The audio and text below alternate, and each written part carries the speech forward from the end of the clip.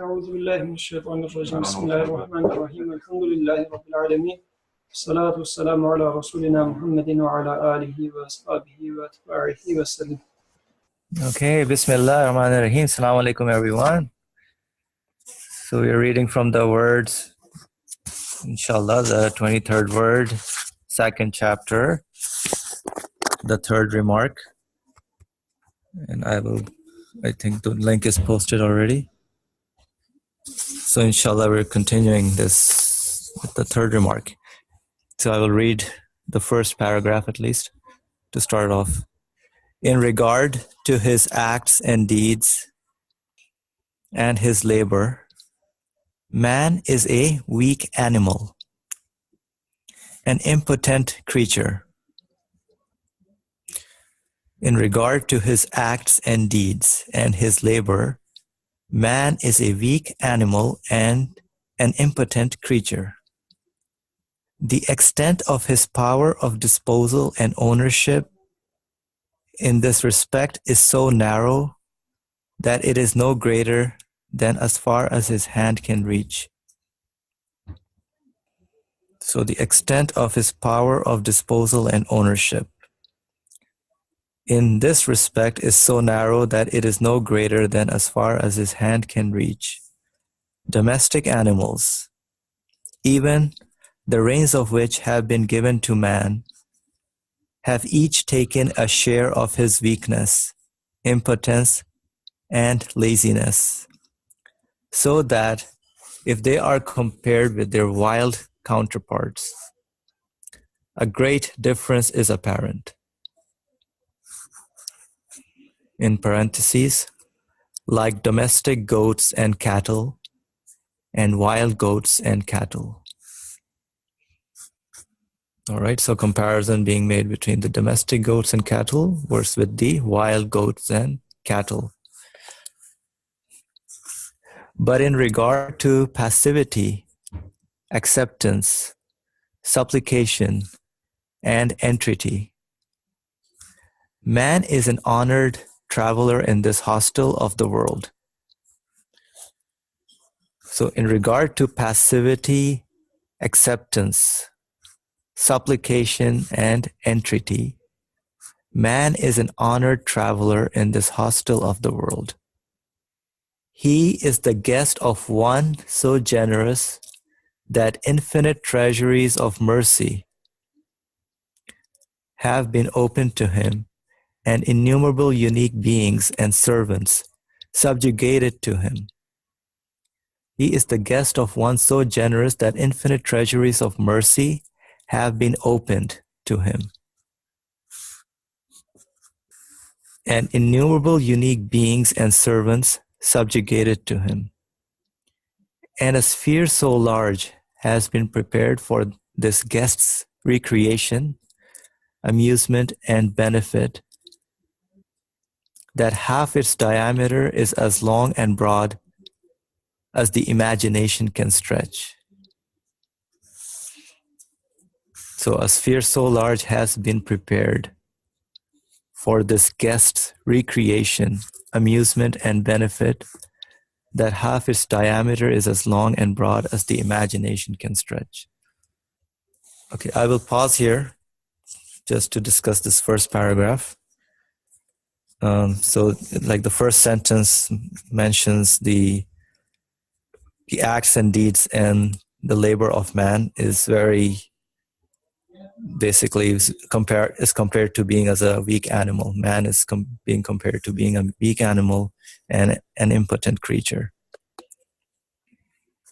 Now I'm thinking to myself, if I really feel that my labor and whatever I do how is that being compared to a weak animal, and being that man is being said to be an impotent creature in terms of the acts and deeds. And at this stage, I think because this is the third remark, so I think this is building upon the original verse. Let me just get that original verse that we are actually studying, which is from the Bismillah ar-Rahman ar-Rahim. Indeed, we have created man on the most excellent of patterns. then sent him down to the lowest of the low, except those who believe and do good deeds. And this is from the Quran, chapter 95, verse 4 and 6. And this is the second chapter of that particular verse that we're studying. Now, again, going back to this first sentence, at least I feel that like in the first remark, how the author was mentioning about the position man has.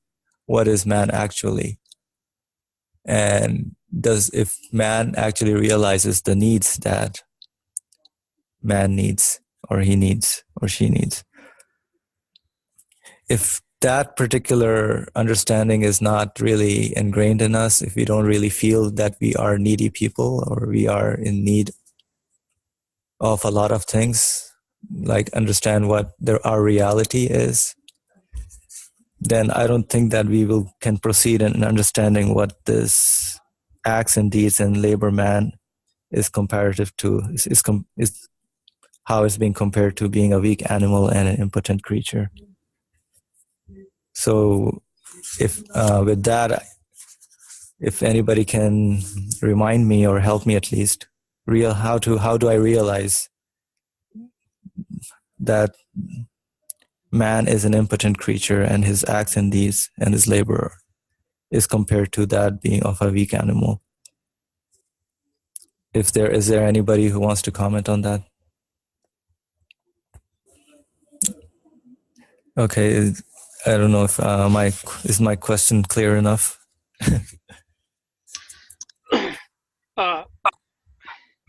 Asim, can you hear me? Yes, definitely. Okay, so sorry, I'm driving, so I was trying to answer a comment on your question, which is very, I think, a good one to pause and think about. What came to my mind was,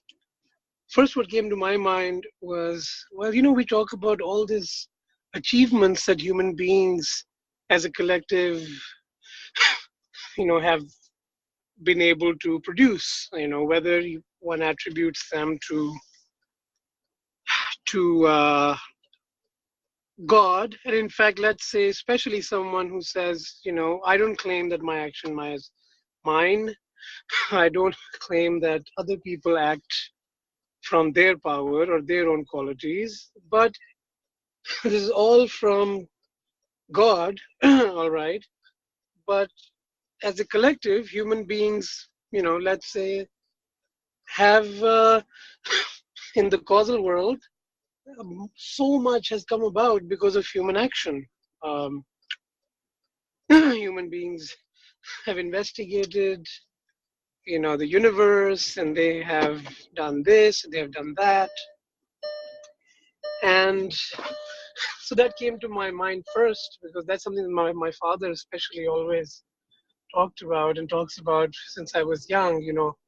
He always wondered, how human beings have been able to do this, how they were able to do that, sail the seas, what kind of courage to build huge cities and huge systems. And so there's he was always, and I would always think, yeah, like, it doesn't seem wrong.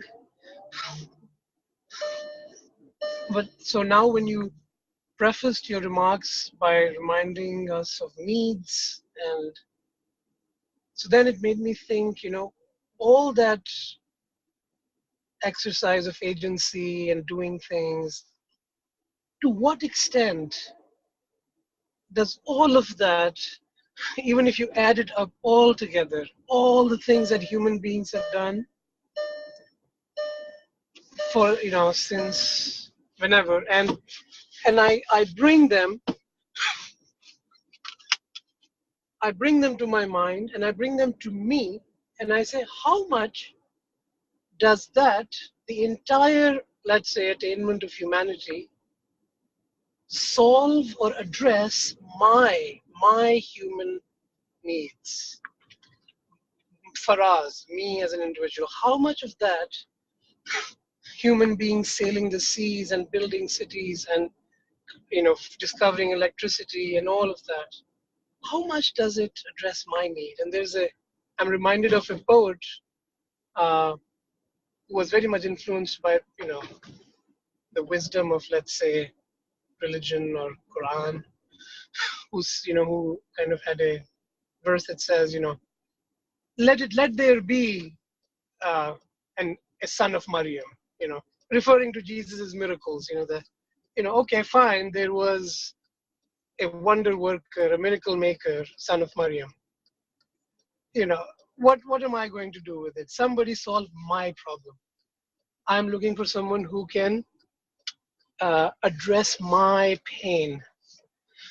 And I think that's what, just commenting on what came to mind, that I also in my mind went to first the attainments of human power, and then I brought, when I bring them face to face with my needs, what do I need? Then all of that attainment and power seems so little. I have so little power over addressing my human needs, even if a collectivity of human beings over centuries may have done things that I marvel at. So anyway, I should stop here. I don't know if this is in line with what maybe you were thinking, or I would want to hear what other people think also, or where would you want to go with this? But that's what was coming to my mind. Yeah, sure. Thank you. Yeah, that's along the same lines as I was thinking also. I mean, even right now, we always think about what humanity is achieving more in terms of the industrial and technological sense. And that pretty much keeps us tied and busy and really appreciate, at least even if we talk to some serious people, when I have a conversation, I still hear that, yeah, that's how, it's addressing all our needs, all these marvels that we are seeing in terms of the discoveries and everything that is developing. But again, I don't think, including myself, I feel that something is still missing in terms of since when you were talking, I was thinking to myself, like, how many times do I really sit down in a quiet place and really think that what do I need as a human being? And I wasn't doing really well when I thought about that, because unfortunately, with the way our lives are now, and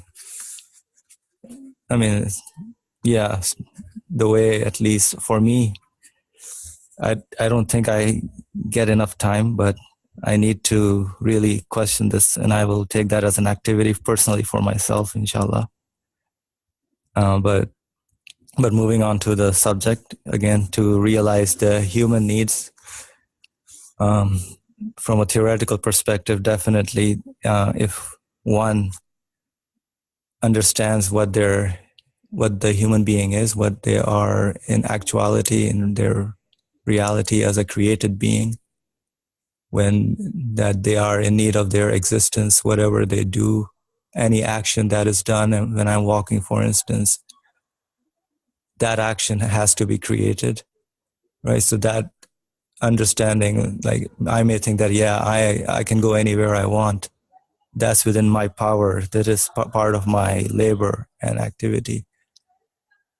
And again, I need to bring myself to realize again this particular aspect, that is a need of mine, to be able to, mobility, be able to go from one place to the other. It is it is something I need, and I have to pray for that. And that's how it is given. So with that, I'm opening up to any more comments and questions, please. Assalamu alaikum. This is Osman. I have a question, especially to the young people, because I think like the older you get, I guess the more you understand that actually you thinking that you have control over your own life is actually like nothing but illusion. but like you don't necessarily. I think at least it was like in my experience, that's how I like used to perceive it.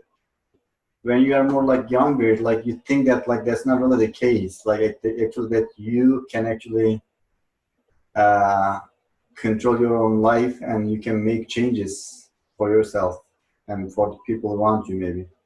So is that really the case? Like, can you really relate to this like first premise in this chapter in the third remark when he says that like um, man is a weak animal and impotent creature? Or do you see yourself as like actually you are like this statement is contradicting with your own experience?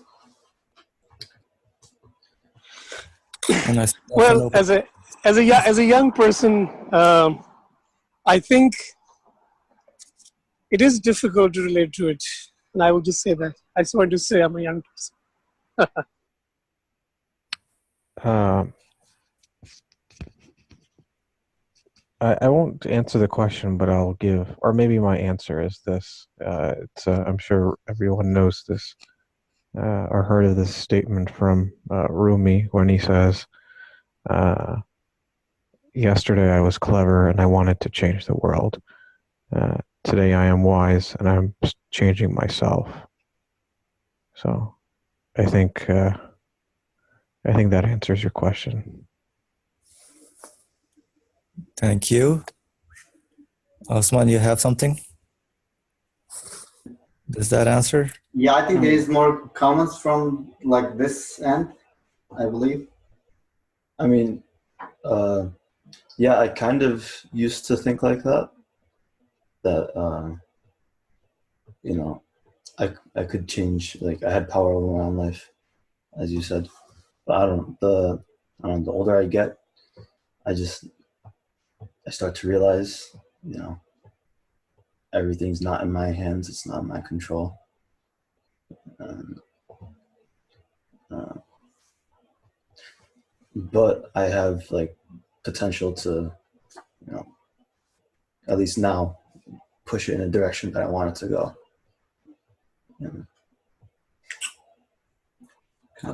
I'm unlike Faroz. I'll say I'm old, so I shouldn't answer. But for myself, yeah, I think I'm weak. But when I look at some people, extremely successful people, who have very good work ethic, and they're very determined and ambitious, and they put in the work and the effort. And I think it would be insulting of me to say that, I don't have power, or no human has power or something. Like I think it'd be lazy of me to say that, because I look at these people and they put in the work and they get to really high places. Like if you look at, I don't know, people like Elon Musk or any other famous person in your mind, like Dwayne Johnson. I follow him on social media. He's like an actor, but he wakes up every day at 4 a.m. or something. He's just constantly this work ethic, always pushing. I mean, okay, they're working for material world maybe, but they're very clearly, in some way, it's because of their actions. Not because of their actions, but they're controlling their life in some way. They have seemingly great power in that way. So I can't really understand this actually. But I think you have to make a distinction between free choice and the action, or what is the result. I can only control, what I choose, or the way I direct my free choice. And even more importantly than that, how I choose to perceive the world. Anything more than that, I don't have any, I can't bring it into existence. I don't control the circumstances around me. All the innumerable circumstances in which a choice takes place. That's beyond anything I have power over. So whether I choose and something happens or doesn't happen, I think is, in a sense, irrelevant, because I have no power over it. If one says I make a choice and this is the result, I mean, you're in effect saying that my choice creates the effect, when that's not how reality is. So, I agree with Osman. I don't all we have power over is our perception of things, and really the choice to perceive how we want to perceive things. So maybe I have a question. So on the one hand, it is very intelligible and understandable that I don't have power over circumstances around me. And in another way, like Suhail was saying, I was thinking, another way, I have power to perceive those circumstances, what is happening around me. And the way I perceive them will make them what they are.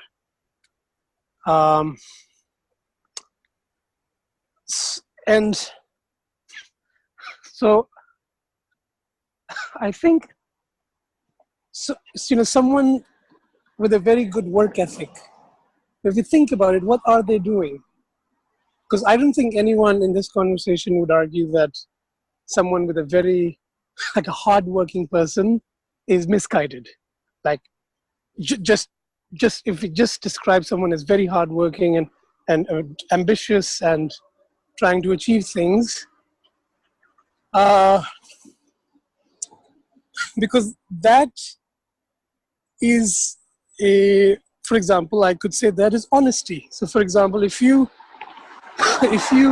had $10 and you are going out and you are using only 5, as if you're saying, I just have 5, versus someone who has 10 and using all 10 is saying, I can use up to 10. So he's being honest. And that's why a lot of times very hard work is oftentimes associated with honesty. If somebody is really being honest about their work or honest to their, whatever they're doing, they're putting in their full. So they're using their full capacities. And I think that's why it's interesting to think about what does Nursi want me to think when he says this? When he says my power is less than that of an animal,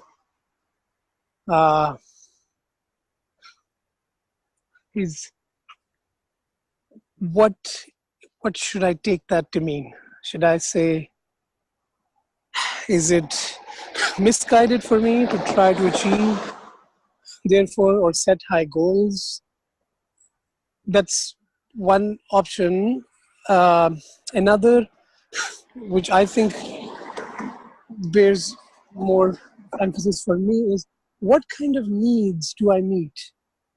Am I able to meet with my most excellent work ethic, with my most honest hard work, with my most honest ambition? And are those ambitions truly honest when I see them as things that in and of themselves are meeting my human needs? And again, I think like Asim was saying, these human needs, what is my human need? And I think one really, in my view, all of us have some idea of it, but just looking at other people, also looking at myself, I feel it is something that one actually learns over time. One finds oneself, getting old or getting sick or losing something, or sometimes succeeding at everything at the highest level. And then reaching that so-called mountaintop and looking and saying, okay, now what? I achieved what I set out for. And so in different ways, I think there are points along in our lives that we can think of when we can see that blankness, that need, that void to say, what is this about? And that need for meaning and that need for what I am capable of in terms of addressing that need by myself. that one faces in different degrees in different stages of one's life, sometimes by apparently achieving, let's say, fulfilling one's quote unquote needs, which turn out upon their fulfillment to point to a much deeper need that I had not realized. So it's human needs. What are human needs is really an answer that makes sense to me to the extent that I understand what I got and what it lacked, and what lacked despite all my work and power. What power do I have to fulfill any of those needs? And I think it is through those that I personally got to the point of being able to accept that I actually don't walk. Somebody is making me walk. Because otherwise it was something that I would have thought is not very relevant to my, it's only because of more what I am initially focused on, and to either attain in some way getting exposed to my needs or lack of satisfaction in certain things that comes, then takes me to search for the meaning, and then revelation comes along and says, well, my problem is that I take things for granted, and even small actions, who's their makers and so on. So I'm just thinking out loudly, so I'll stop here. Yeah, I wanted to add something to what you were saying about human need, and to the, I'm not sure who said originally about success, and maybe some of you will disagree here, but to me, Norsi is contrasting for us as a need with that which is perceived externally to the self. So, for example, you were saying about success or failure. No one can really objectively say what is success and failure. There's no objective metric that is beyond human perception that one can say this is success and this is failure. Anytime one says, even to say that someone is hardworking, that's a perception of what work is and what is hard work. No one can say what it is. It maybe that person's lazy to another individual. And even the perception of hard work within oneself. One cannot say objectively with regards to the self that I am working hard, or I even know what work is, or what makes the work hard. Except for one thing, I think, and that is what Faraz was alluding to, and what Nursi's saying is the human need. There is no perception of the need for eternity, in the sense that eternity is beyond the perception of the universe. Man is in need of it, and he can't. There is nothing else to compare it to that is equivalent. There's no gradation of eternity. And to me, that is how one judges success of the human being, is how does one recognize and acknowledge his need for eternity, and then reconcile his experience with the world, his perception of the world, with that need for eternity. And to me, that recognition involves one's powerlessness, impotence, weakness in fulfilling that need. I mean, one can work, quote unquote, hard as they want, but they cannot fulfill that need. And the ego makes, as Nursi says, makes one believe that anything in the world, which is by definition of perception, or gradation of reality, because eternity in a sense is reality. Everything else is a shadow of it. Then essentially you're wasting the tools, the faculties you've been given. So that to me is how I understand the world, and how one thinks of, and to ask one's original question, what control do we have over? Really, it's all, as you said, an illusion. There is no such thing that exists. Really, it's the objective of man is to recognize for what purpose he is and to where is he going. Yeah, thank you. Any more comment? I was thinking about the comparison that the author makes in here for the wild animals and domestic animals. So he is trying to make his point with giving this intuitive example.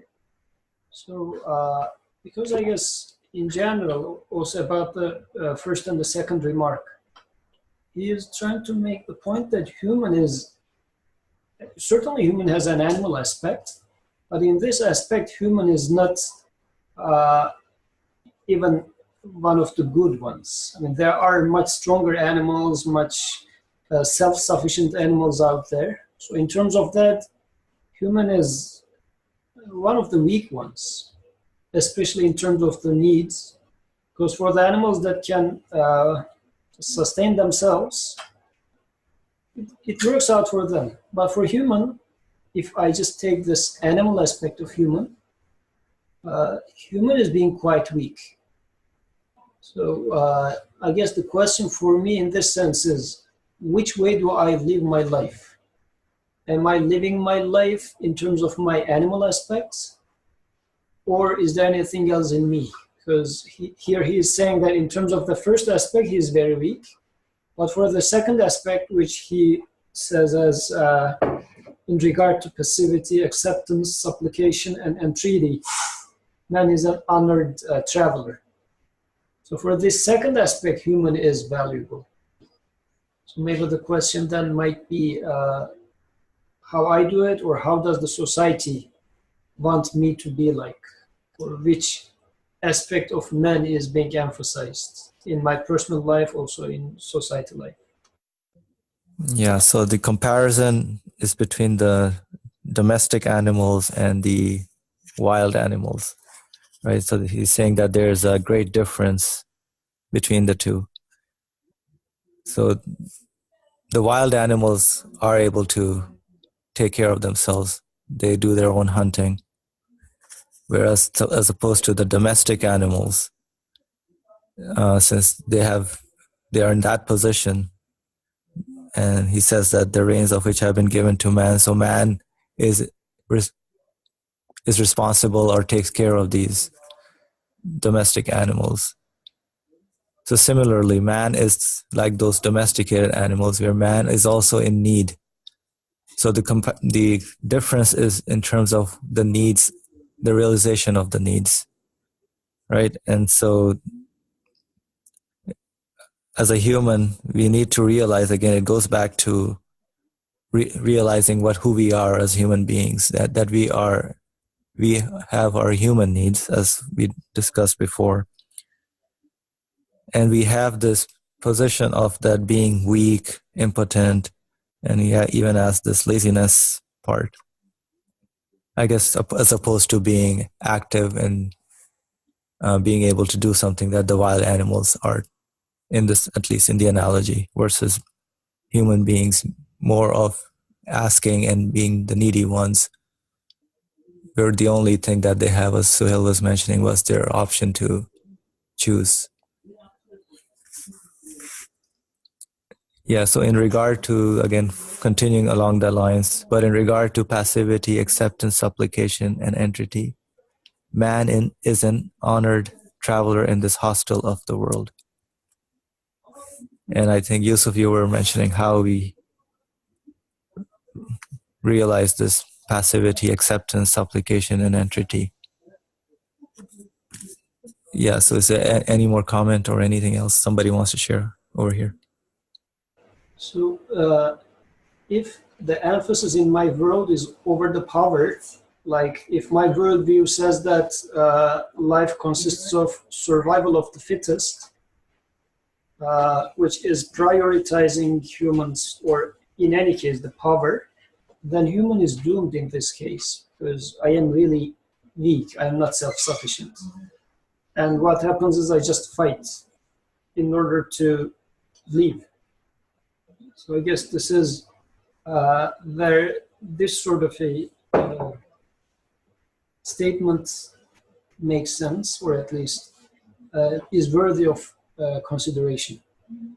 If my worldview is really survival of the fittest, or might has right, this sort of sayings, then do I have might or do I have power? Because I'm not really like those wild beasts as a human, or shall I be as such? I wanted to say one thing about the sentence, all the member systems and faculties given him will testify against him at the resurrection and will bring a suit against him. And this just goes back to everybody was saying, the original question about what is success, and Yusuf saying, what does society want of me? And as Norsi keeps alluding to, what is the human being made for? And here, in a sense, the human being knows because the things testify against him, or testify to what he is in need of. So in a sense, the universe in its transience testifies to his need for eternity to him. And the beauty in a thing testifies to his need for beauty, or love, or affection, or mercy, or justice, or compassion. And to the point that even his faculties and senses, because a misuse of those faculties and senses will, in a sense, put him in, darkness, despair, and become depressed. So in a way, this is the way in which his human side is humanness, not his wild side. The wild side, which is not aware of his impotence and poverty, but is, you could say, maybe domesticated side or human side, is well aware of what he is in need of. And he's able to, perceive these things through a misuse of what he is given. So people always talk about the resurrection to come, but the things testify against him in every moment. They bring a suit against him. Or a more practical example, for example, when some sense starts to deteriorate, like your ability to see or hear or smell or taste or touch, or walk or run. In a way, this is them testifying to you about who you are. And your ignorance of that is their testimony against you. So. Yeah, thank you. I really like this point you were making about like everything in the universe. For example, the beauty or the mercy, whatever we are experiencing, that is an actual testimony or testifies to actually my need as a human being.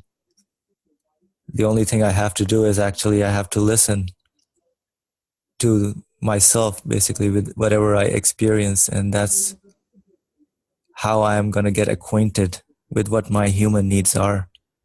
Because let's say I see a flower, for example, and I get attracted to it, and I see some beauty in it, and I should realize, oh, look, I am enjoying this particular flower, this view, this scenery. And as a human being, there is this need within me that got to appreciate it.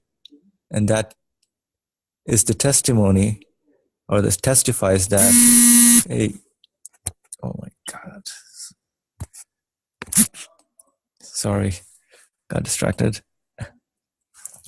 Yeah, so that's the test. It testifies to what actually my need is, that I am in need of this to experience this beauty, because I am looking to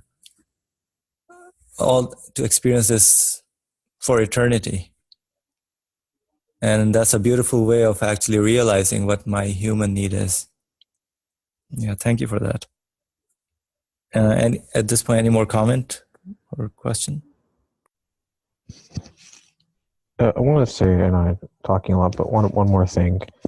Osman was saying about being young, and I guess when I was younger, I'm still probably one of the youngest people in here, but I think, especially when you're a teenager and you're beginning to sort of develop your ability to reason, reflect, and truthfully, even compare yourself to others, you kind of lose sight of, who you are as a human being, and you're in a way overtaken by, jealousy, greed, envy, and you think if someone else is doing it, for example, they have a good job, they may have they make a lot of money, they're successful, that you have some faculty within you that you can employ to do the exact same thing as if you're doing it. And in a sense, even if you were to attain it, it still leaves you empty inside. And to me, this is the, as Yusuf was saying, the animalistic side of man. His human side cannot be satiated by his animalistic side. It can, because this only serves the physical aspect of the world. And that's not really who the human being is. But he, in a sense, as I was saying, misemploys his tools. Nowadays, I'm sure, maybe some of you are aware, but, young people are very interested in social justice or rights of individuals, which is, I'm not saying necessarily a bad thing, but it's, in a sense, taking upon themselves to exert a power they think they have for its own sake. And to me, this is still an ego-centric, ego-driven sort of view of the world. Because within those needs, they don't recognize how is it the fact they even need them? How does it exist? And for what purpose? Why do they even need them? It's still an animalistic response where, animals, they go in packs to defend themselves. Humans, they protest, they assemble. You could argue maybe that's not any different. Yeah, good point. Thank you. Okay. Asim, if you allow me, I just have a small comment. Of course, please go ahead. Just a small, everything. I thank you so much. Was really beneficial. What everyone is saying. Just one small footnote I want to make is anything that at least I have mentioned, or I take what other people are mentioning as merely examples to make a point about affirming human needs. Any of those things that we have been mentioned, I think, can be done with a different perspective, with a in our language, I think, non-egocentric perspective, or can be done in ways that are entirely conducive to meeting real human needs, entirely in line with, entirely helpful for meeting all those needs. And in fact, so it's only insofar as these things might detract or distract me or stand in for or substitute for, and therefore become a block for me in pursuing a perspective that satisfies my humanity. Only in that sense, these examples, I think, can be talked about as examples of things that seem satisfactory but are not. But it is entirely conceivable that all of those things are entirely necessary, in fact, for actually if one truly is to live in recognition of one's real needs. So, because we are in this world, we have to use the world. And so we have to give examples, we have to use examples from the world.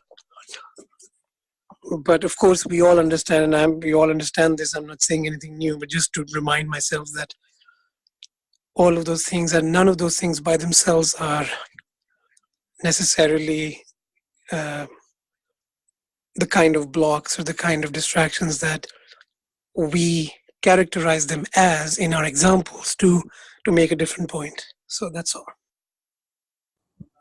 Thank you. Okay, so I'm going to continue to the next paragraph, unless somebody else has any more comment on the first one. Yeah, just one quick comment, Awesome. It's something maybe like I have been repeating a lot, but I just wanted to like mention one more time. Nursi always, I think, like as far as like his like presentation of religion or like understanding this life, this is always in the center, in the core of the religion, like impotence, understanding your impotence. That's always at the center, at the core, and he always builds on top of this. So I think that's something important to, as far as like for me, like I think it's important to just remember again, because you see this like in almost all of his writings. I guess the reason why I mentioned that, like maybe like when we like read his commentaries, we should maybe always like read them with the mindset like, is that really so? Is that really like the right way to understand this life and like religion and like myself and like build on top of it? Like, do I really agree with that understanding? Yeah, that's a good point. Thank you. I think we do need to I remember this as you mentioned, because this is really an important way of establishing our worldview and how we are actually living our lives. And actually it makes it really easy also, I would say, if we have this understanding of what we are, who we are, that we are needy and we are impotent. And I see that, yeah, you're right about that, how the author keeps mentioning, I think I've seen that in pretty much every other page, that he makes man realize that, like who man is. Okay. Moving on to the next paragraph. Thus, if man relies on his ego, and making worldly life his goal, attempts to taste temporary pleasures while struggling to make his living, he becomes submerged with an extremely constricted sphere. Then man departs.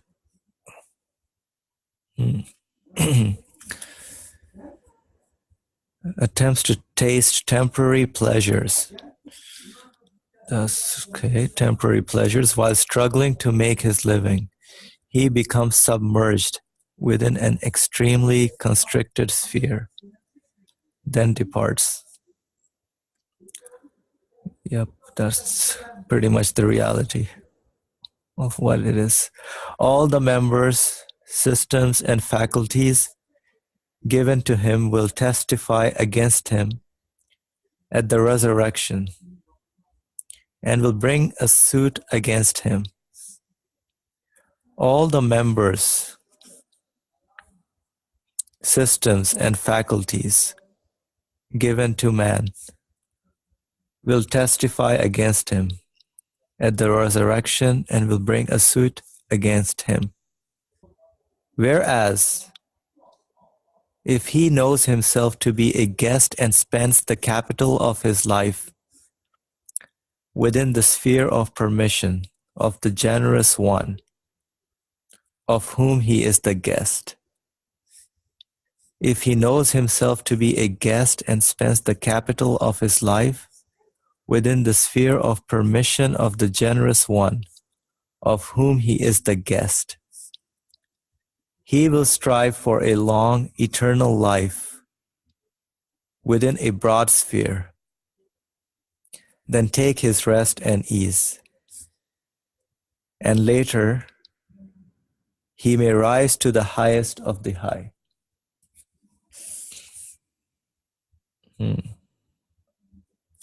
Again, whereas if he knows himself to be a guest and spends the capital of his life within the sphere of permission of the generous one, of whom he is the guest, he will strive for a long, eternal life within a broad sphere. Okay, so from a temporary sphere to a broad sphere, then take his rest and ease.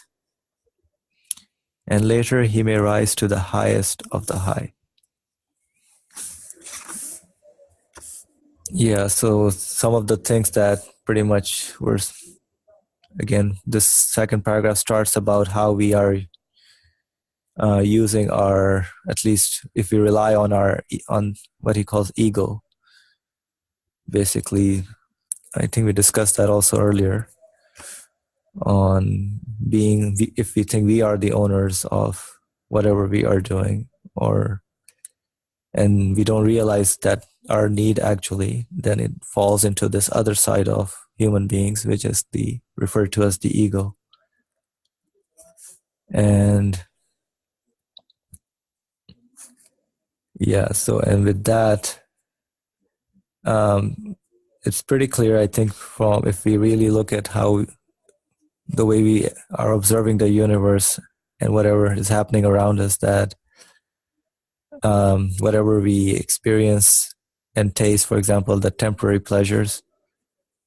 Yeah, if let's say I ate an orange and I was really had a very good experience and the orange was very pleasing to me, after I'm done eating, that particular pleasure goes away, right? So every moment of experience that we go through, we realize that the next moment it is gone. So yesterday for me is gone, right? Last year for me is gone. So what happened to all the pleasures I had, for example, last year? Yeah, so I realized that was not eternal. It was a temporary pleasure. And what the author is mentioning is our general tendency of keeping ourselves busy with these temporary pleasures. And that's how we are, at least, not everyone, but that's become the norm of how the living lifestyle has become. And usually what happens is a man thinks that he's going to live here forever, if in this absent state of mind where one does not realize this reality. And I do see that, how that can really be the case. And then I see that he mentions something very striking, which he says, the man departs, right? Which is, at least, I mean, today I heard somebody talk about that every man should understand that he's gonna die one day. And that is an amazing reminder, the way how we are getting older, and as we progress through from one moment to the next and experience our lives, as we see that, our friends, our acquaintances, whoever, we see the changes that are happening around us as well. Yeah, and it's not difficult, I guess, for man to realize, yes, that this will indeed happen. That at least the bodily man is gonna be dying, whatever this, at least in this experience and education that we are going through in this life. And that's how at least going on to the next, that the members and systems and faculties that are given to man, they are not just given for no reason. There must definitely be a purpose. Because if at the end man dies, then what is the use of all these faculties and all these experiences and the pleasures that man is experiencing? And again, as Suhail, I think, was alluding to earlier, that how this all these systems, faculties testify at the resurrection. So however man has used and all his faculties, whatever his consciousness, the power of choice, at least the power of sight, whatever is given to man, his hands, arms, legs,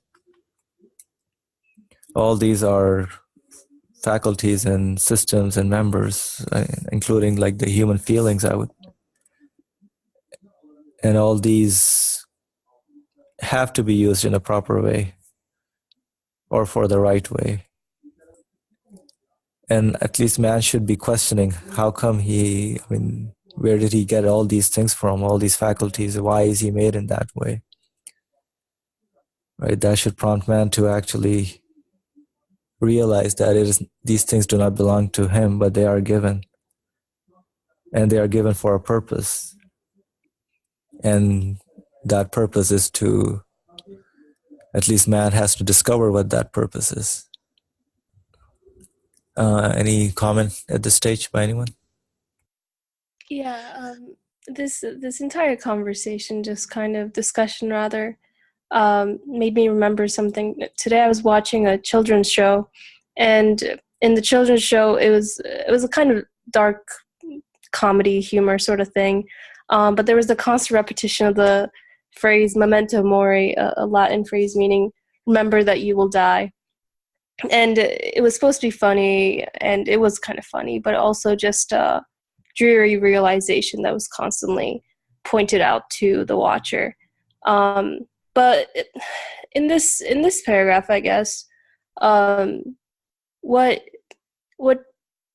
is interesting to me is, in these sort of discussions here and other places, the phrase of the concept of being a guest is frequently used. And, I use it myself of being a guest in this world, living as one, honoring the wishes of the host, if you will.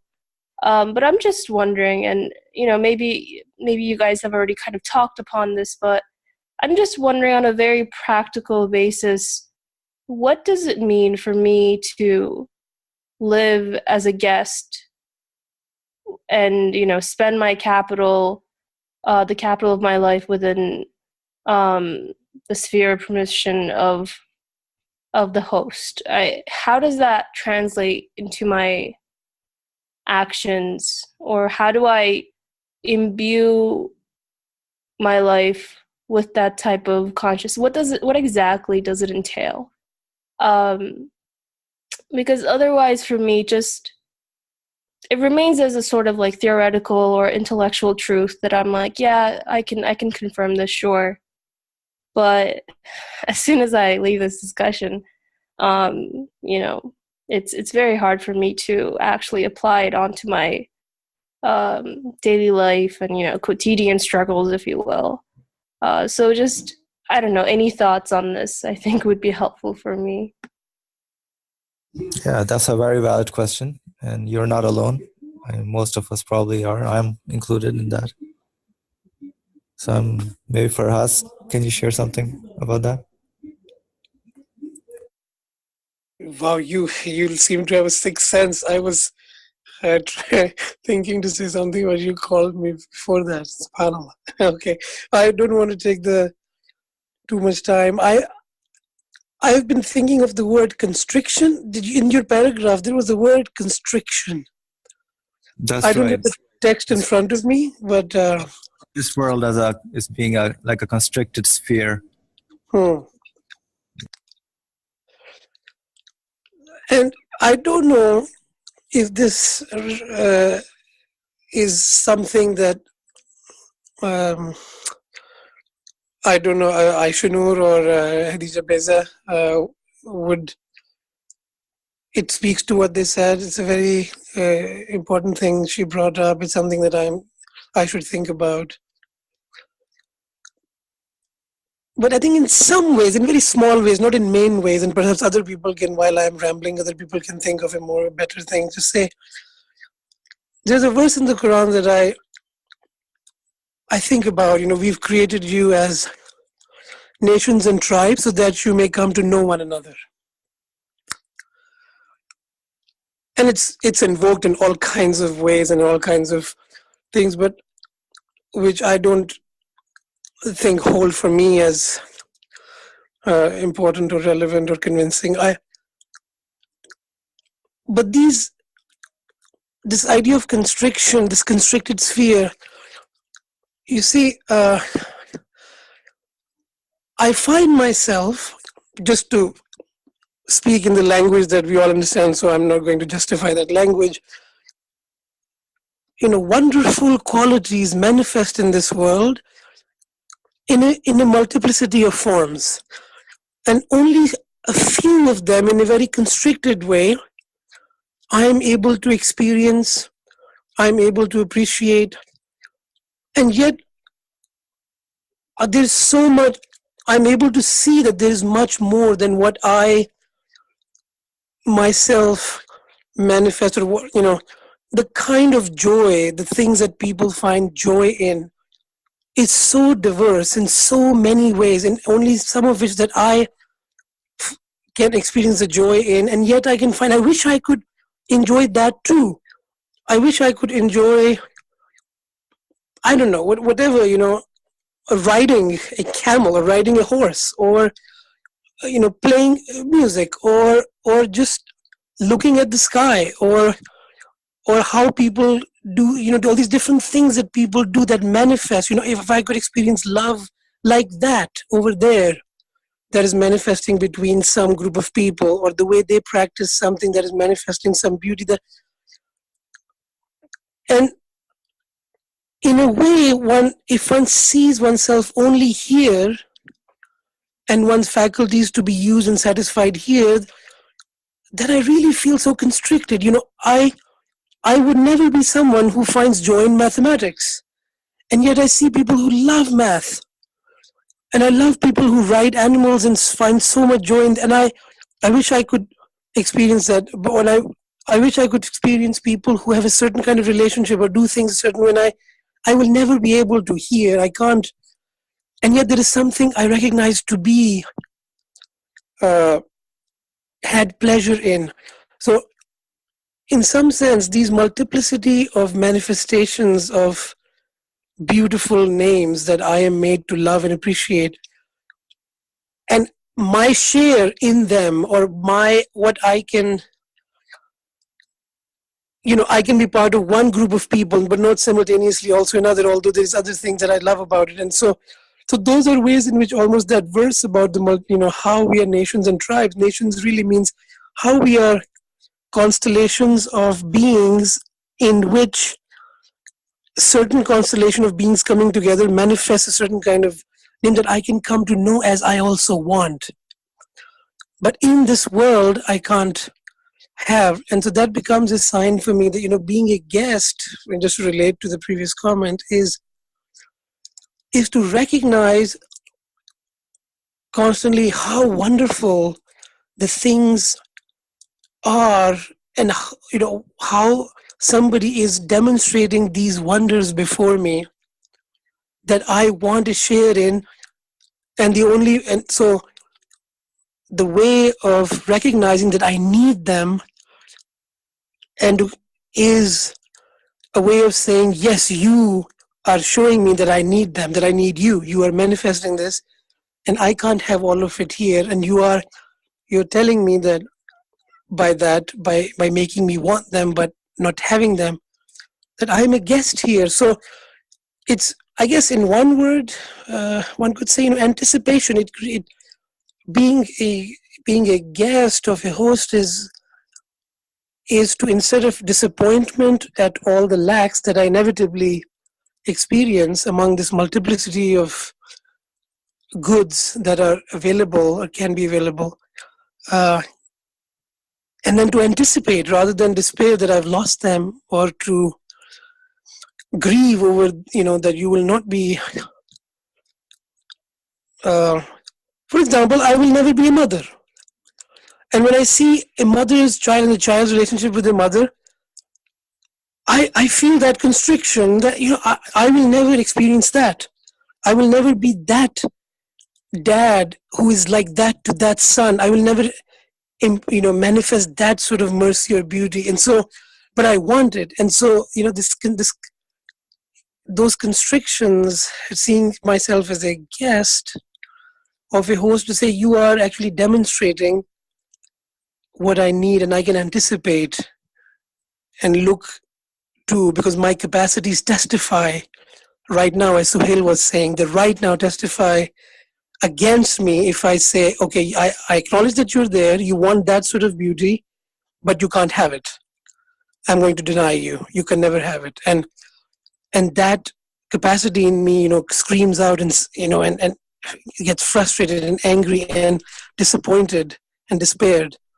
Whereas being a guest means for me to say, oh, what a beautiful thing that I've come to know. What a beauty that is manifested to me, and I want this, and he's showing me because he wants to give me this. So I anticipate. So all the beautiful things that I don't have, to look at them with anticipation of receiving them, rather than despair at not having received them. I guess in some way, I don't know if that speaks to you in any way, but I've rambled enough, and somebody else can say, inshallah, something.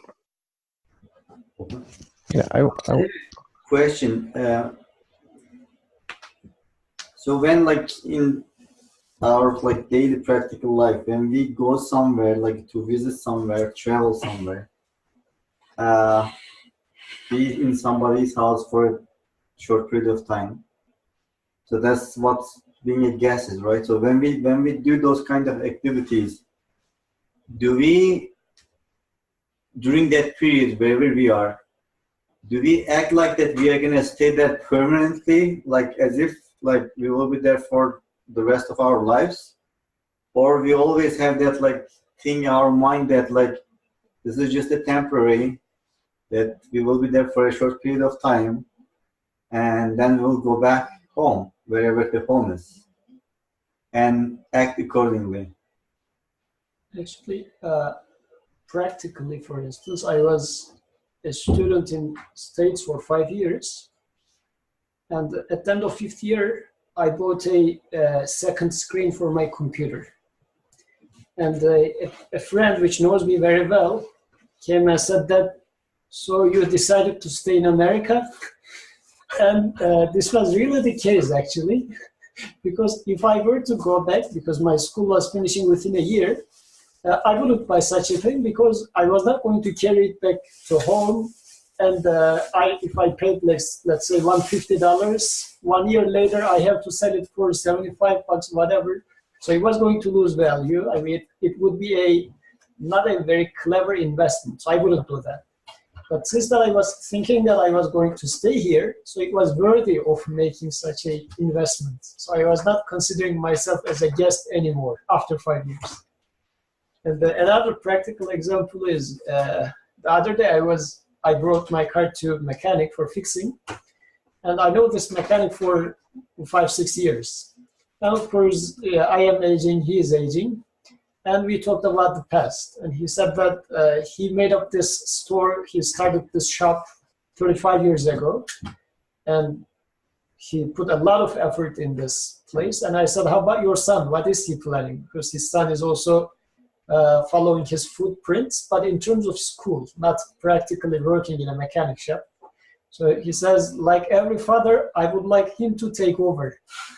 So I found that interesting because this man really put 35 years into it, and he knows that he's going. And although he put a lot of effort as if he's going to stay in this world forever, but he doesn't want to let it go, but he knows that he has to let it go. So at least he wants somebody else to take it over from his own blood, his son. So I guess now thinking about it, yeah, 35 years really looks too long for us. And we put a lot of effort, investment for something which we think is going to stay longer.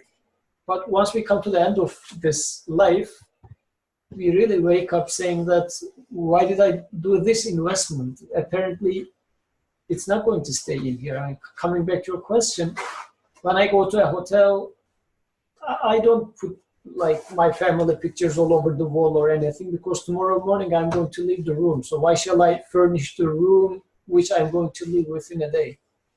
But I guess practically, like me buying this screen, relatively considering that I am not a guest anymore, I should question, where do I consider myself relatively a resident, not a guest?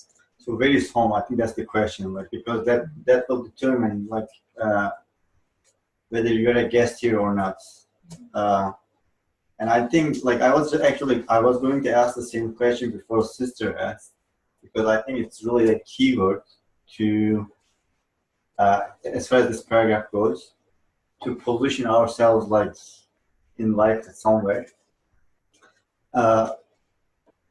We have always this illusion that like as if we are gonna stay like here like permanently. Like I always find myself like making plans for long terms.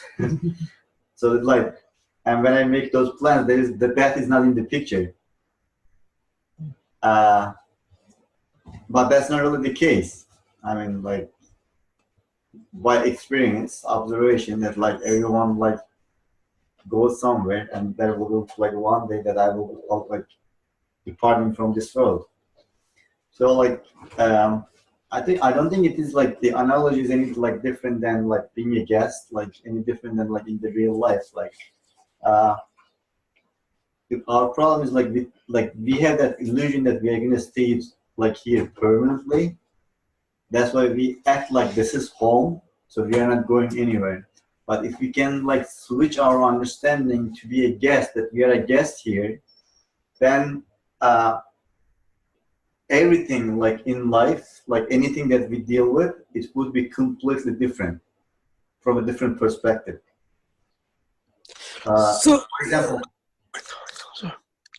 maybe like, I don't know, the thing that we get like extremely happy about may not be like that important like for us anymore, or the thing that we get like devastated about will not be as important like either, because like that is not really the main purpose of man, and that's not the focus. So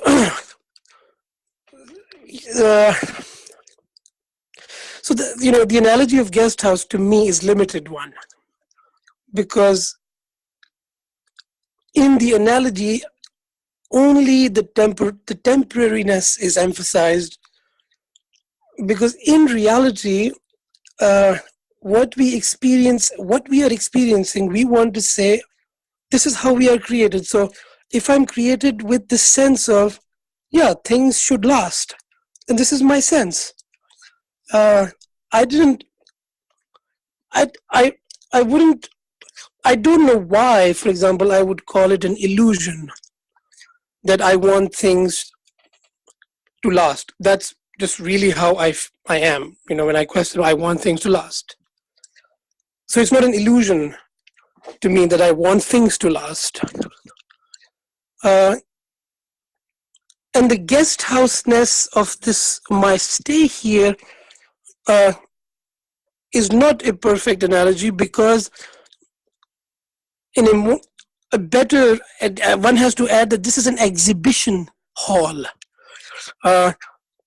This guest house, in other words, bears very important messages and functions for educating me about where I'm to go next. When I'm at the guest house, in a very strict analogy, it doesn't remind me anything about my house that I'm going to go to. That's the guest house, and my house is my house. There's a disconnection in the analogy, whereas we have to think this guest house is an exhibition hall that is, again, not just but showing something about where it is that I am truly heading, and how to think of where I exist even. So if so I think your question, the sister's question about what does it practically mean? Theoretically, again, once we say we are guests, it should change. We use the language, it will change, it should, it's a hope that, there's an expectation that it should change. But I think the question is asking what exactly is changing in a guest house. And I don't think what is changing is that I see all my way of interacting with the world and what I wish and what I want as illusion. I think what I can more readily accept is that it means I'm ready to see this place as full of signs to what I really want, where I really want to be. It is a sign to what the reality of the place itself is. It is telling me something about itself. It is pointing to something, and so feeling like a guest and how does practically it helps me. I think I have to come back and say, practically everything that I encounter, I should ask about it. What is it exhibiting? What it is telling me about my reality? My warm feelings toward my friend, I should say, what is it telling me about my reality? What is it telling me about the kind, my longing for health, my sadness at something, my wanting to achieve something? What are these things exhibitions of? What are they exhibiting? And I think that is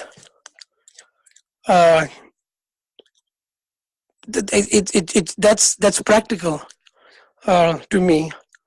Reading the things around me, reading myself continuously, what is being exhibited. That's a practical thing. I think we make short. We sometimes don't make much of it. When I'm able to, if I'm able to, when I'm able to say, oh, this is really showing me that, I'm drinking water, I'm thirsty, I'm drinking water. Oh, this is somebody showing me he is taking care of me.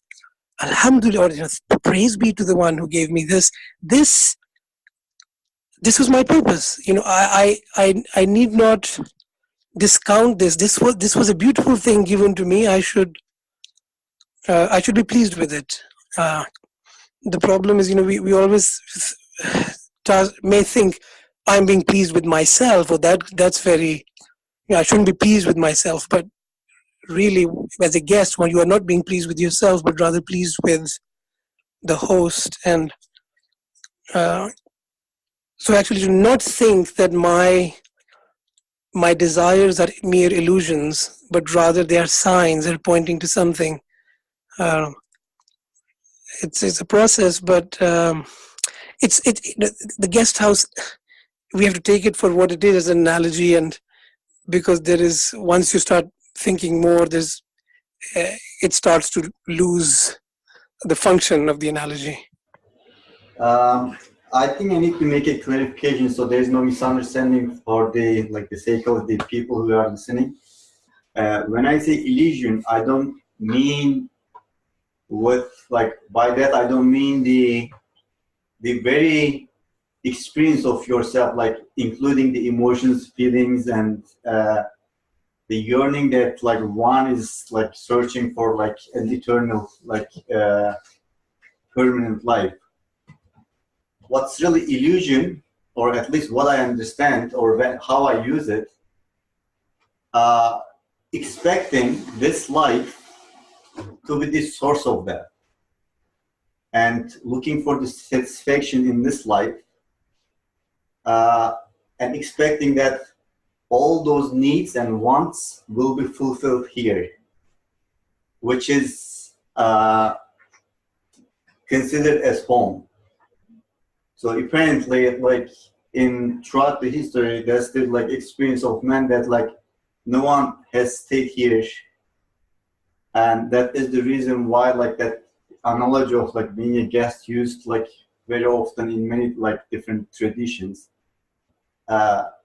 So having that kind of mindset, like expecting that this life is gonna fulfill all the like the needs and the desires that man has, that is the illusion that one would be fooling himself, and living with that kind of understanding, with that kind of expectation.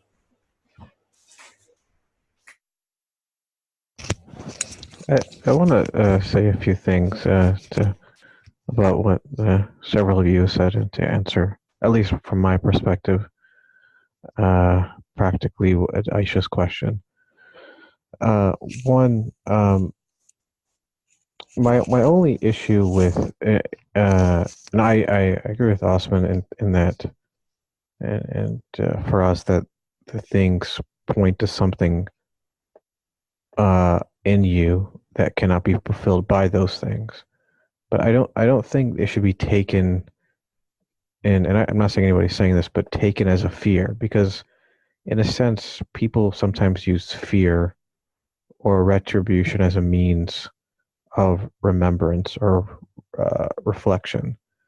That to me is the lowest or the most, I don't know if superficial is the right word, or elementary way to look at the world in oneself. Rather, to me, when, I think to flip what Faraz was saying, I mean, you were saying that you look to something and you want it, or you want to experience it. I could say that you see something and you see it as kind of the manifestation of your own human potentiality in something else other than you. As Nursi says, he calls the universe the macroanthropos, the man, the universal man, the cosmic individual.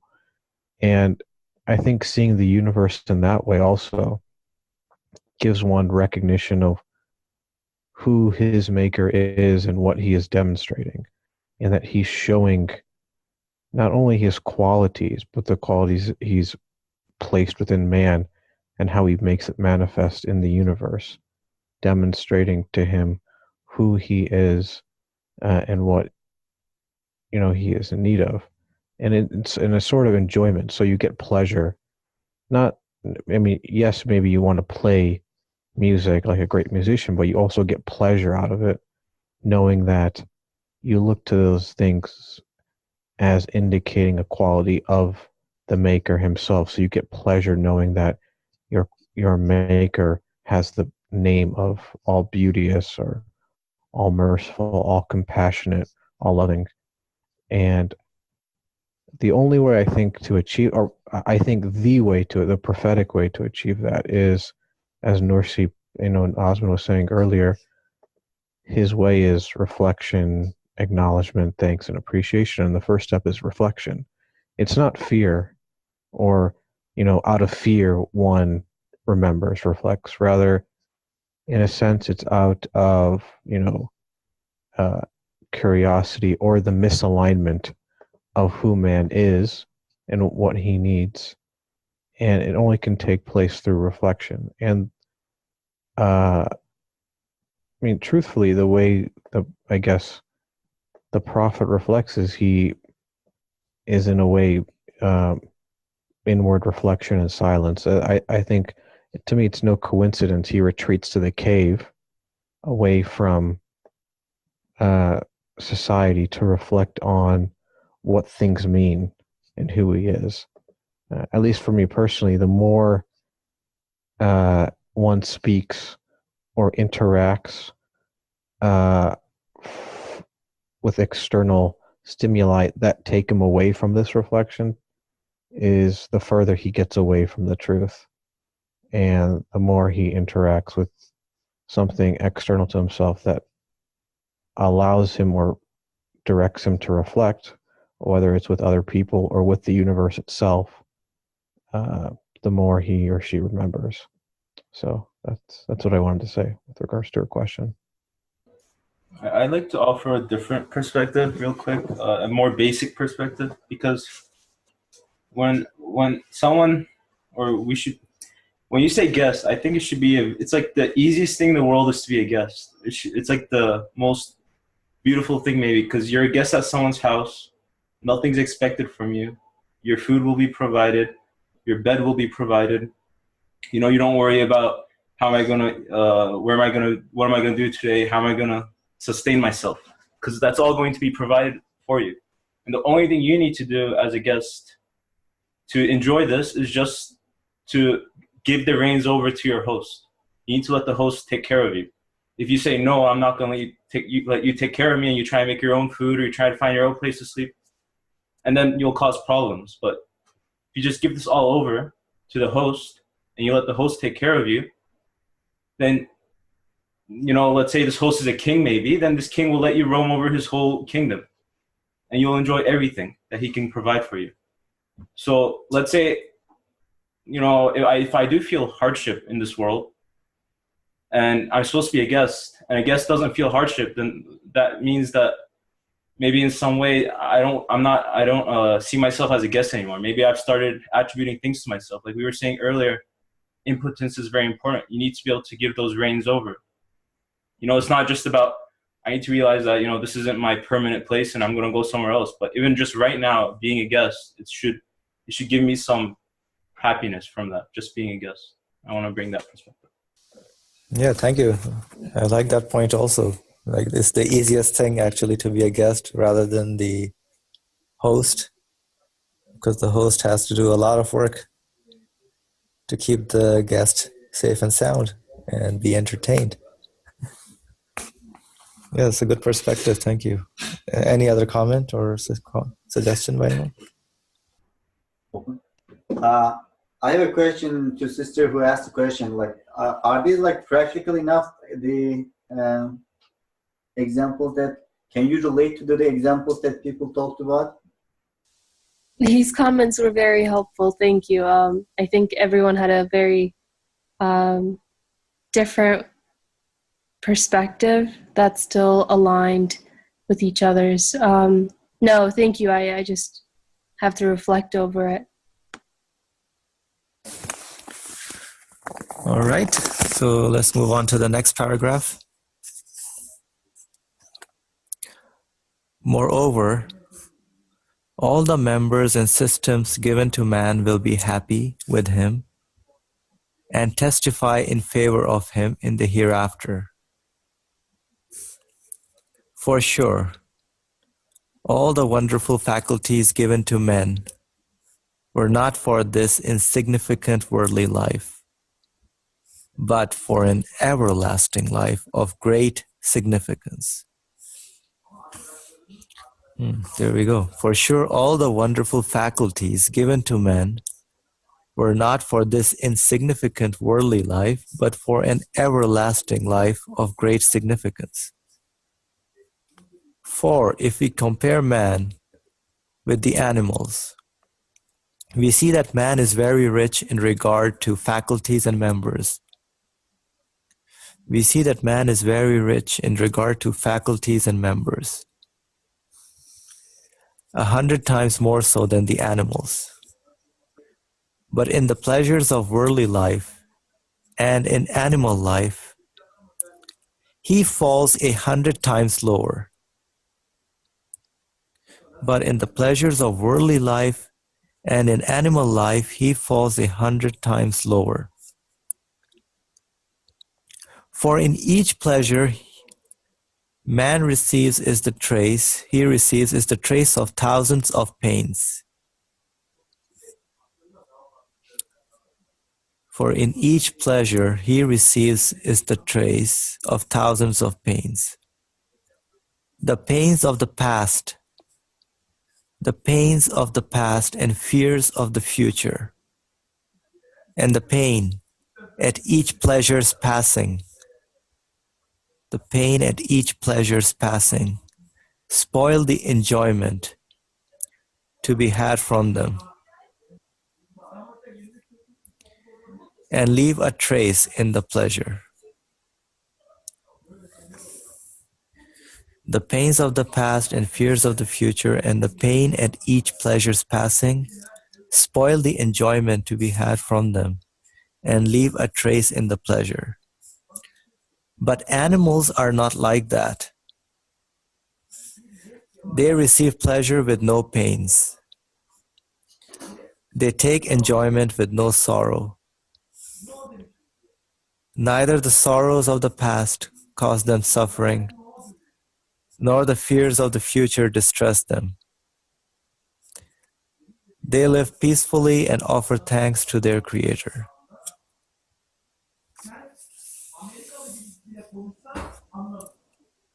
Okay, so let's discuss this paragraph.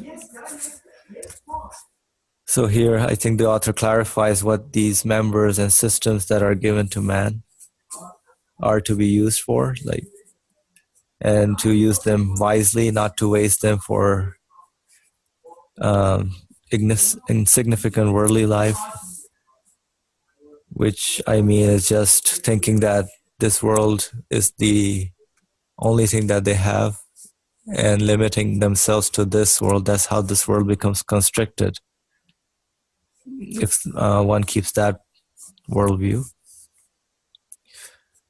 But listen to the human desire and sense of the wanting the everlasting life, and using these faculties to fulfill that purpose of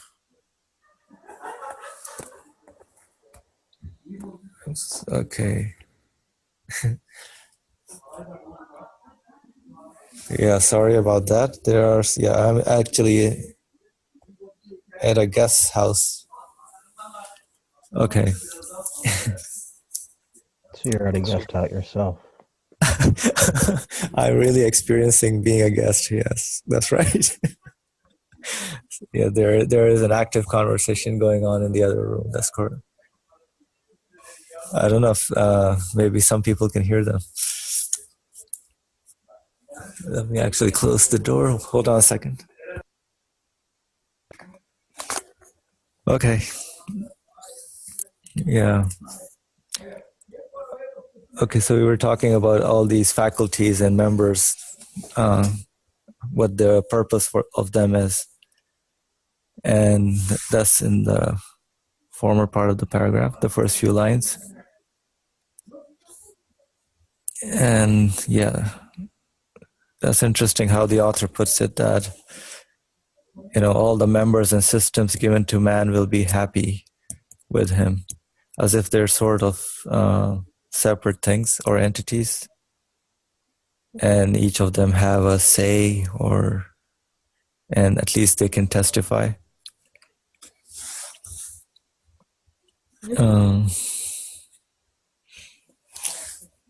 But this, at least, yeah, this particular first 4 lines, I would say, really puts things into perspective of what the purpose of the members and systems, or whatever, our faculties, or our, you know, the tools that we have are consciousness or free will and Can you come this side? okay, I'm sorry, hold on. No, while you're doing it, I'm being asked to hold on 1 second. Go ahead, Sahib. what I find interesting is that he's using the example of animals and man. I'm reminded of the verse, and we offered, I think it's the mountains the trust, and they rejected it. It's interesting when you think about it. The further you are away from human consciousness, the less needs you have or perceived needs you have. So if you go to the extreme example, the human being and an atom, other than their need for sustained existence, which all things are in need of, there is no, in a sense, nourishment, compassion, mercy that the atom is in need of that he must perceive. Or, for example, if you can't think of the atom, think of the mountain or the water or the trees. Sorry, not the trees, mountain, water, rocks, and then a step up, the plants, and then above that, maybe the bacteria, viruses, fungi. Then you keep going up the chain until you reach the human being. And he's the most in need of everything, and he can't fulfill anything. So, to me, that's, in a sense, the wisdom and justice manifest in the creation.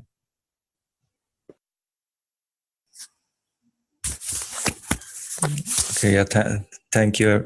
Sorry for all the background noise.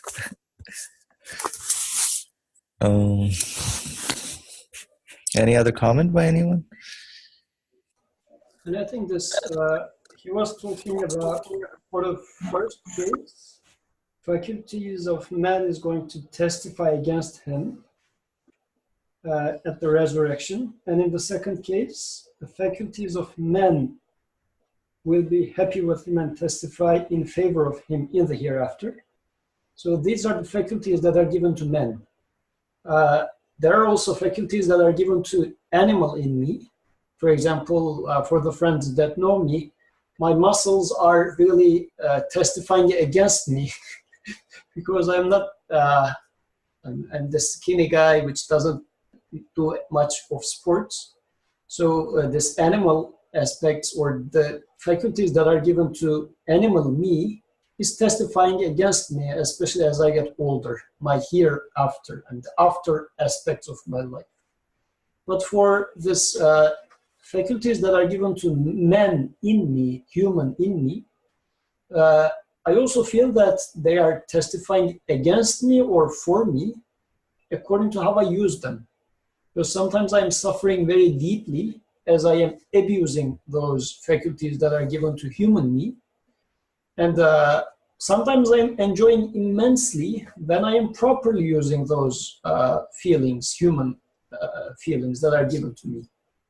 So I can confirm truthfulness of that not only after I die, I mean, as he's saying that they are going to testify in the hereafter. Hereafter is something that looks to the eternal aspect of things.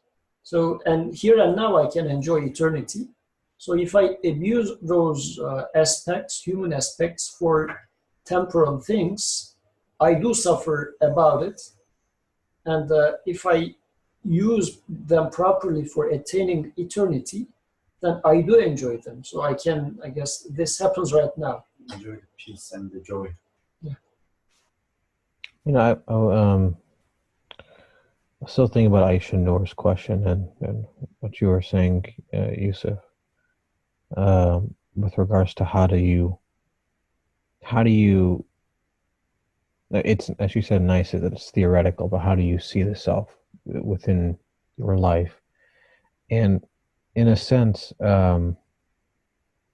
every moment that's given existence is an opportunity to do so.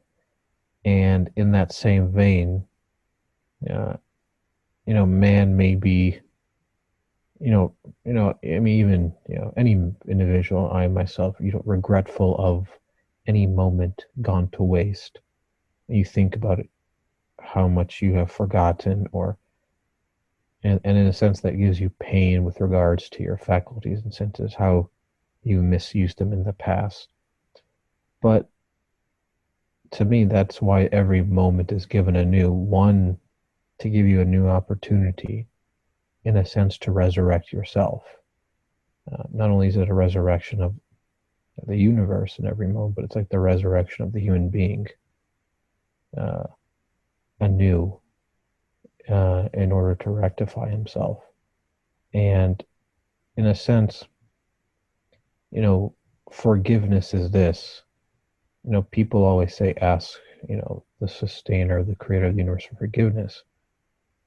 But his every moment, or every breath of existence is in a sense of forgiveness from him, because he's allowing you to erase the past and reflect and realize who you are and what you are in need of, and what the universe indicates, and whether the universe is able to satisfy those things, and what names they manifest of that maker, in every moment.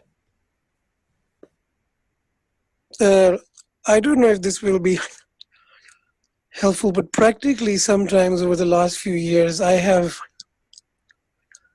tried this exercise with myself when I tell myself, okay, my mother has passed away, and I phone called that she passed away. How do I feel? And it's different ways of, or I hear I'm going to get a phone call that Isa was in an accident at school and he died. Or that you're going to get a phone call and I lost my job, or my house burned down, or something that would seem to me, where I am, that it should be terrible news, or that it is my visceral reaction to it would be sadness and oh my God, right? So you can reflect on it. Okay, I can see, I can observe the movements of my heart, and how do I feel, and why do I feel that way? And I can ask myself, what is this telling me? My feeling, so one can actually reflect. I think I have this capacity to imagine things, or if this were to happen, that I can contemplate that, and it can be a kind of course, there are real things to reflect on. If my past, one can think of, why did I feel that way, but one can practically think all the things one loves, or thinks those are the things one loves, and to kill them, to give them death in your mind, and say, okay, what happened to you? If you were loving them, if you really love them, how do you feel?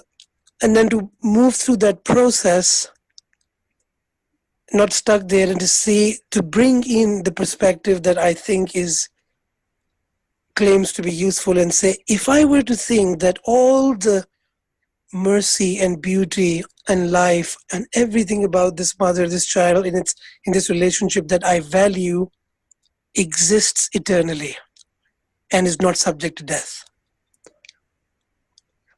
and that I can come back to my worry and say, silly you think your mother dying is the end of her life, or the end of this relationship, or the beauty and love manifest here?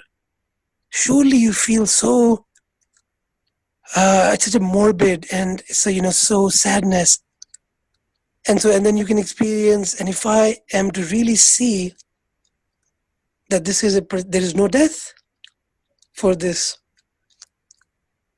and then that relief that I can feel, that something that I really want, and then that can, like Suhail said, and the journey of how far I will get from one to the other is depending on how I would, practice reflection on the signs, because the heart would immediately say yes to no death. It will say yes, but then it will raise questions about, but what's the evidence? How sure are you? Are you sure? Are you making this up? Are you just consoling me? How do you know? How do you know? Is it true? And then the more I reflect on these things as signs, and I would really need the support. I would feel the need for a prophet, the prophetic message, to really then bolster and provide the foundation for my love to, to persist. Ultimately it's that which I love is that the loss of it that I really dread and fear, or that kills my humanity, and it's the persistence of it, the eternity of it, that really brings it joy here and now, starting here and now. So, as a matter of thing that I have been, doing, and every single time I feel terrified and sad. Whenever I think of mostly when I think that, the next moment, for example, Isa is going to die, what I would, for example, I may say, completely inexplicable, violent death. And I say, okay, so what will I say? What will I say? Or, to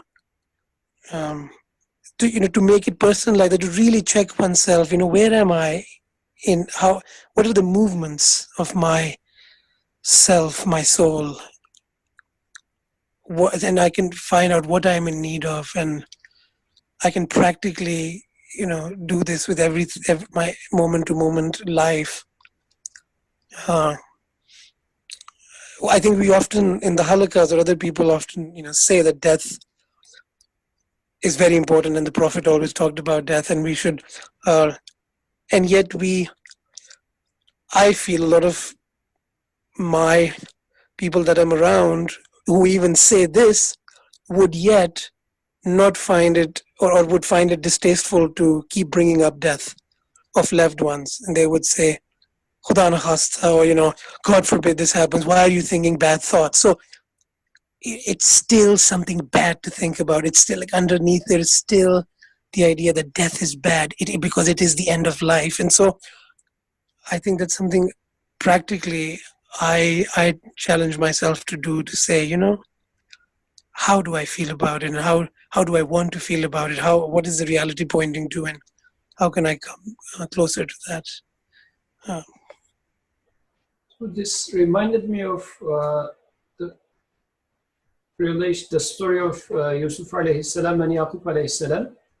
When two of his sons are lost,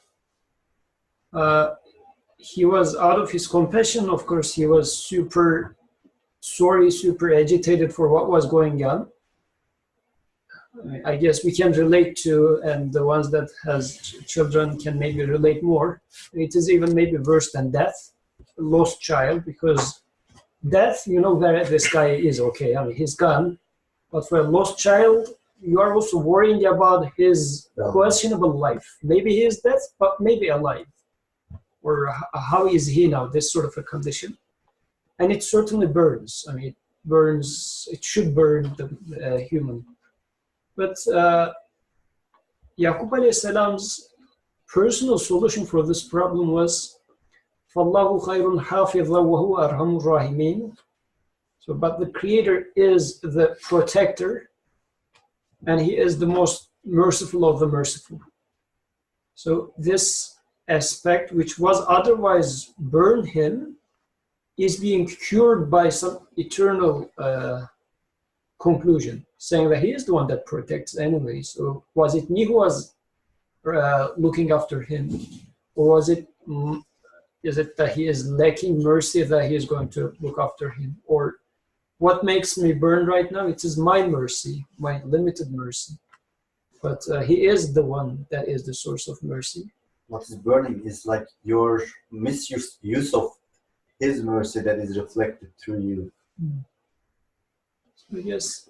Because I think that the heavy burning aspect comes from the fact that it goes back to the impotence. like that mercy is reflected in you, like God is like technically working his like mercy through you. As soon as you claim ownership over it, you are like smashed under that like unbearable load, because on one hand like you experience this like intense like compassion and mercy for the young or for your child. On the other hand, you are completely impotent, especially like in the cases like uh, lost child, the example that you gave. You are pretty much like you completely feel your impotence there in that kind of situation. Then like two contradicting like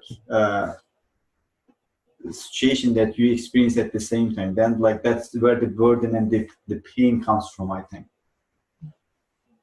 So again, I'm going to say that's, please take it as a complimentary thing, not to I'm not saying that this is what Usman just said, but I always find myself just wanting to remind of this. You know, there are two faces of existence. So my view, which may not align with Nursi's view, or may align, I'm not sure.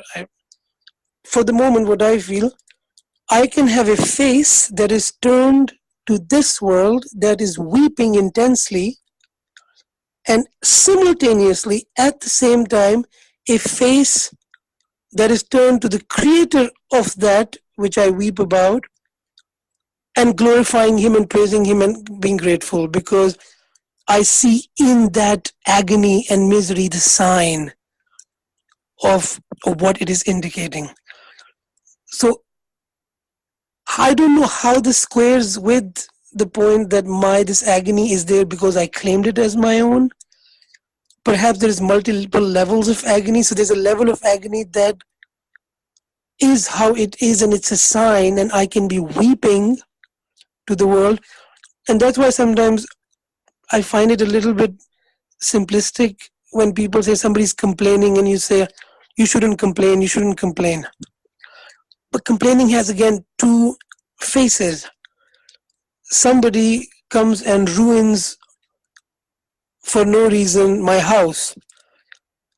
I can imagine completely complaining against this person of what did you do, why did you do, while simultaneously having a face turned to my maker, that in this there is something manifest that I'm pleased with, that I don't claim for myself, that this is how. So that's how I actually practically live the matter. Now, if somebody, maybe somebody will convince me that no, you cannot weep with agony and be grateful to God. I don't know. I will have to see. But for now, what I see is that there are two faces. One that looks to the world, and one, my face, that is turned to the creator of this world. And so when I see something, I experience it as something. For example, I get hungry. And I want food. When I say I want food, you can say I'm claiming this need for food for myself, but maybe not.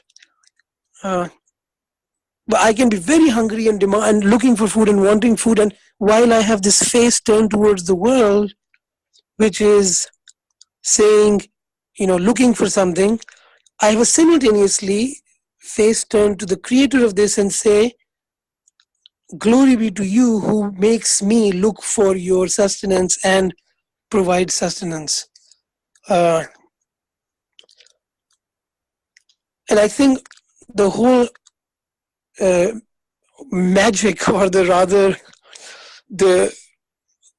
appeal to me of the message of the Quran really is that it makes no demand on the human being to subvert any of those capacities and desires that he or she just feels.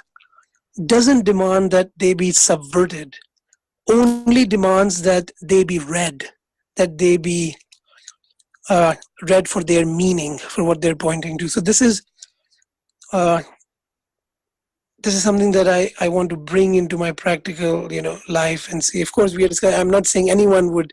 I don't think anyone would disagree, and I don't think they do. I'm just emphasizing for myself that I have at times felt practically too with despairing situations. That despair is a messenger, is a something that I shouldn't kill without justice, without right, without any purpose. Uh, there is something in it, and I can, and therefore, to put it more crudely, so I can be despaired in some way, or maybe despair is a strong word, but I can be disappointed, sad, and experience those things. But in those experiences, I may be claiming it for myself, and that is the result of it. And in that case, that sadness doesn't go anywhere. And I guess Usman is pointing to that thing, that it doesn't go anywhere. It's just sadness upon sadness upon sadness, and it doesn't go anywhere. But the alternative is that you could experience the sadness, but make something. You have to ask, how is it possible for me to be sad? How is it possible? What names must exist for me to feel this way? What must my maker be telling me that he made me feel this way? So I think it is much more, like, to me, appealing to interpret and read my emotions than to try to control them and try to, say, okay, I'm going to try to be less, for example, angry.